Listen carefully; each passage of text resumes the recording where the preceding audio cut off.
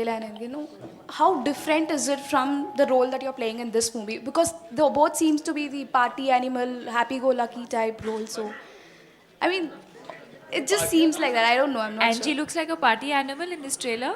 I mean, from the trailer, You've it clearly looks. not seen the trailer. I have seen it. No, I think if you had seen both the trailers very, very closely, the characters are very, very different. Veronica was this wild child, party, sort of lived life on her own terms, slightly rebellish, but brought up differently, different ideologies. Angie, in that sense, is very, very different. She's a lot more. It's more inward. It's not so outwardly. Angie's someone who's more internal. She lives in her own world, in her head, and doesn't really get affected by anything around her. She's sort of non-judgmental and takes things as it comes.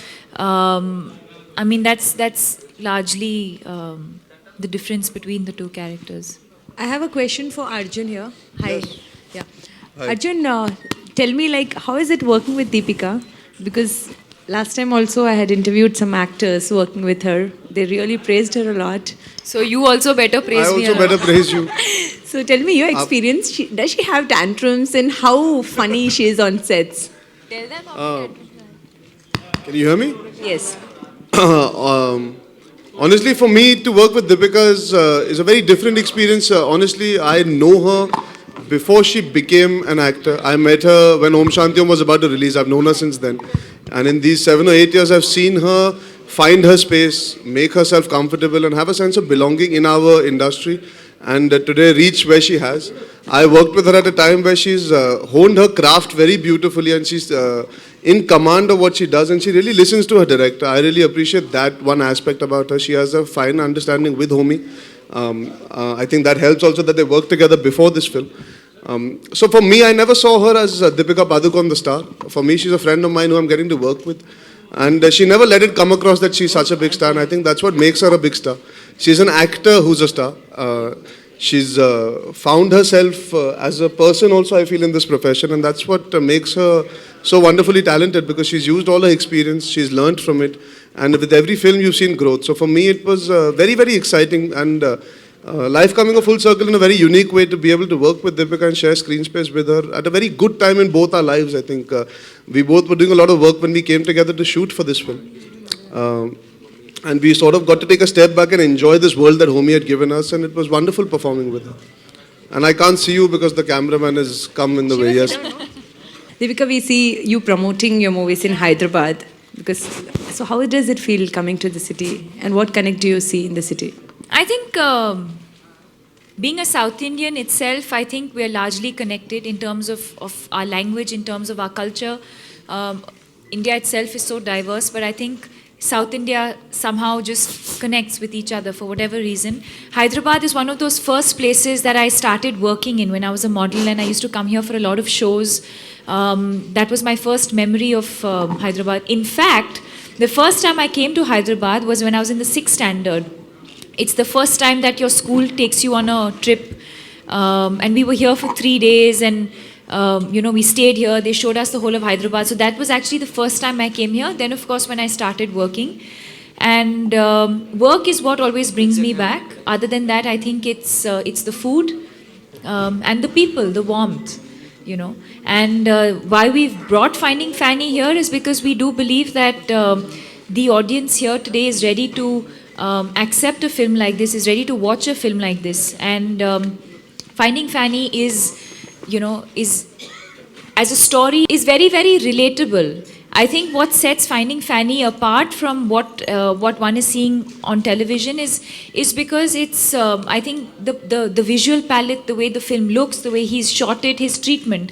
But otherwise, I think the story is very, very relatable, and I think everyone here will relate to the story of Finding Fanny. I have a question here. It is for both of you. How was it sharing space with, the prolific actors there? Like Pankaj, Dimple and Nazaruddin Shah. They are prolific actors. So how was it sharing space with them, screen space with them? I think for both of us, it's been a wonderful learning experience. But most importantly, I think when you're doing an ensemble film like this, there's no senior, junior, who's more experienced, who's not. I think it also comes from someone like Homi, where he's treating all five of us as equal. All five of us are his actors. We are his characters at that point of time. He's not giving anyone any kind of special preference or treatment. And this film needs that. It needs that kind of comfort. It needs that kind of trust amongst the actors. It needs that kind of camaraderie that we've all shared with each other. And I think the film does not belong to one person. It cannot. A film like this cannot belong to one person. And for it to be a memorable film, we all have had to work equally hard to make Finding Fanny special. To Homi now. Why Ranveer Singh, for the cameo role? So, thank you for listening to my answer. How nice. Sorry. No, it's fine. Ranveer is a very good friend of ours. We were chatting about the story. He really liked the story.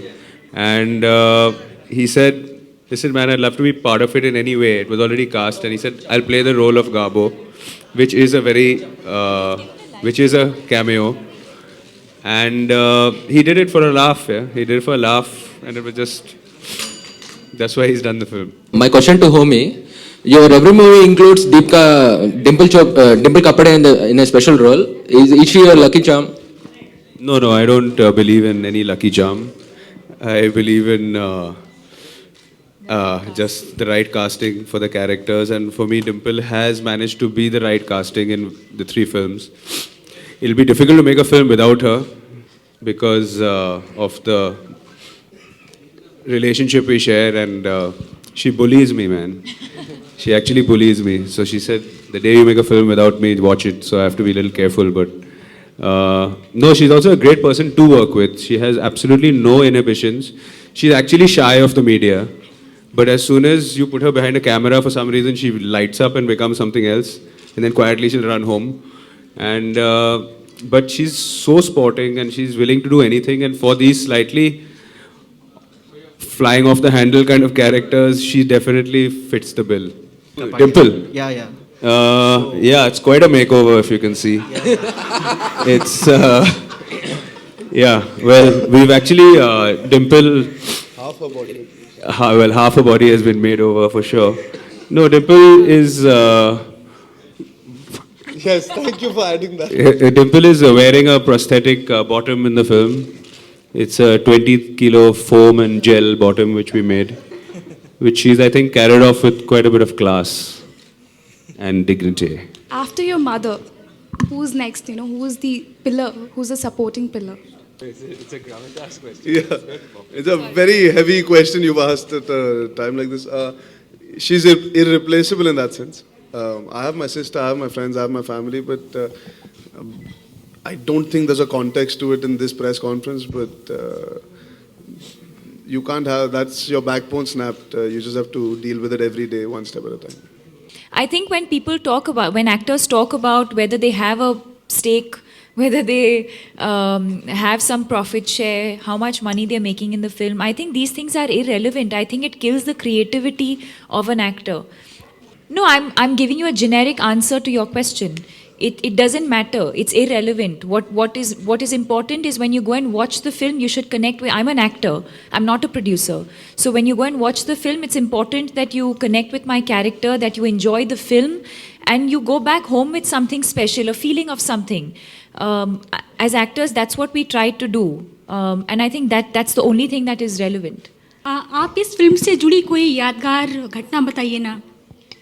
I think इस पूरी film के अंदर बहुत कुछ सीखने को मिला है and I think we've all had a great time. I don't think मैं एक ऐसे मोमेंट को चुन नहीं सकती, but I think overall it's just been very very memorable. ऐसा लगा नहीं कि that we've shot an entire film. It was extremely seamless, effortless, and I think that's what you want at the end of the day when you shoot a film. You just want to have a good time. And I think we've done that. फिर भी कुछ तो होगा जो मन को छुआ होगा आपको. कुछ तो होता है ऐसा जो मन को छुआ हो, आपको ताउम्र याद रहेगा इस फिल्म से जुड़ा. I think when we reached the end of the film, जब कभी अलविदा ना bitter sweet feeling होती है ना, एक bitter sweet. I think the feeling of, and I think that's actually the saddest part of an actor's life. Actors are like nomads.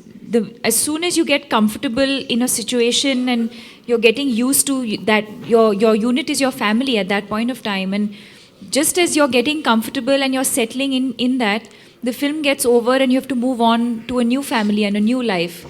So that part of it is difficult. It's like you're, literally pulled out of one family and pushed into another. And of course, you get comfortable there also. But that in-between phase is a little difficult. So I would say the same, even with Finding Fanny. The time that we were all together, we had a great time.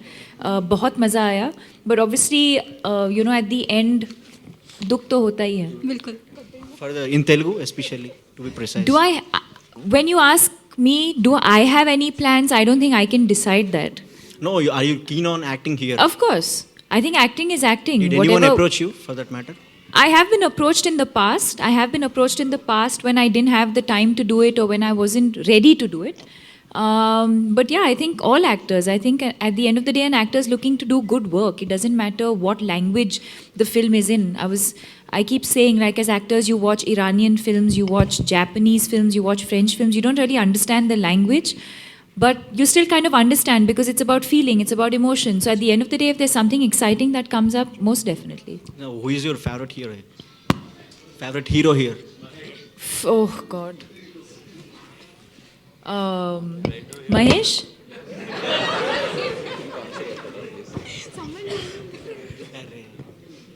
Why did you all laugh? Someone prompted you, right? You think I don't know Mahesh Babu? We are represented by the same agency, by the way. I know Mahesh Babu. I'm doing a remake of Okudu, so I definitely know Mahesh Babu. There's a creative song which was shot in the movie. Everybody looks so short in the. So is it graphics? Shake Your Booty. Shake Your Booty. Please, can you tell me something about that? Deepika is so tall, but she showed us so short in that. I have to tell you how this concept came about. So my producer Dinesh and I were on a Dinu. We were on a religious trip to Tirupati, and homie sent us a spoof. So there was this thing that was doing the rounds on the net of elves, and so there were these elves, and he had put our faces on it, and he said, "Here, this is the trailer of Finding Fanny." And Dinesh was like, "How has homie sent you the trailer? The trailer's not even ready." So we opened it, and it was this it's this funny app where you can put your face and like it does funny things. That's how the whole concept came about. And then they decided, we anyway wanted to do a music video, and we actors didn't have the time.